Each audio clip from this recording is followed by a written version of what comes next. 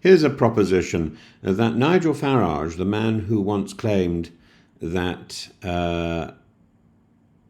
independence, that Brexit would knit Britain closer together, may now go down in history as the godfather of Scottish independence.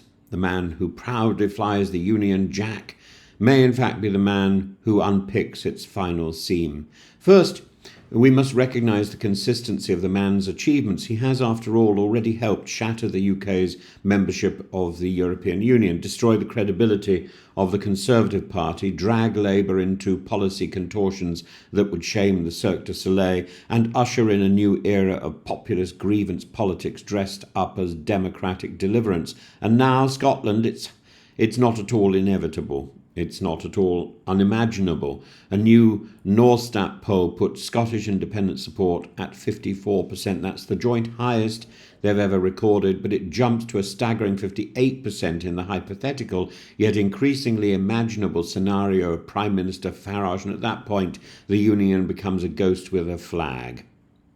Reform UK. Farage's current political cudgel claims it stands for a united kingdom, but the effect has been quite the opposite. Farage's foray into Scottish politics has introduced a volatile new variable, not through persuasion, but provocation. His inflammatory campaign advert targeting Annas Sawar, labelled blatantly racist by both Labour and the SNP, is not just a disgrace, it's a deliberate pitchfork jab into the soft tissue of Scottish civic identity. And this is precisely the point. Reform isn't winning hearts in Scotland, it's inflaming them. The more Farage stirs, the more moderate Scots recoil into the arms of independence, and while reform surges, the pro-union vote fragments.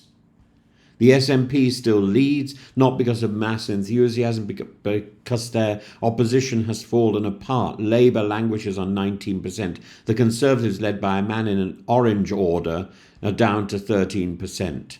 Reform is neck and neck with Labour, a staggering result in itself. And this fragmentation is mathematically delicious for the SNP. Sir John Curtis predicts the SNP could return as the largest party at Holyrood, even without a wave of enthusiasm, simply because the Unionist vote has been split four ways: Labour, Tories, Lib Dems and Reform.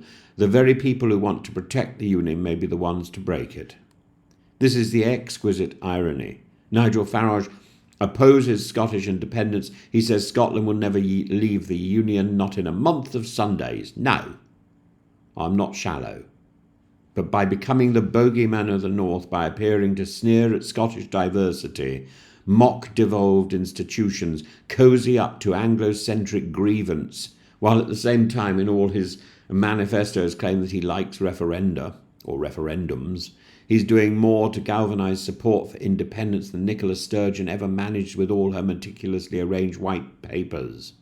Put plainly, Farage doesn't need to campaign for a Scottish breakaway. All he has to do is turn up. So here we are, a nation once defined by compromise and shared purpose, now stalked by the ghost of its own undoing. If Scotland leaves the Union in the next decade, it won't be because of a well-argued SNP manifesto or an inspired campaign. It will be because Farage made staying feel intolerable. He wanted to take back control, and he may have succeeded, not just in the way he intended. He's controlled the narrative, but lost the plot. He's united his enemies and fragmented his allies, and that, I put to you, is the final and most enduring legacy of Farage, not as the man who saved Britain, but as the man who dismantled it, pint in hand, smirk intact, and utterly, maddeningly obvious.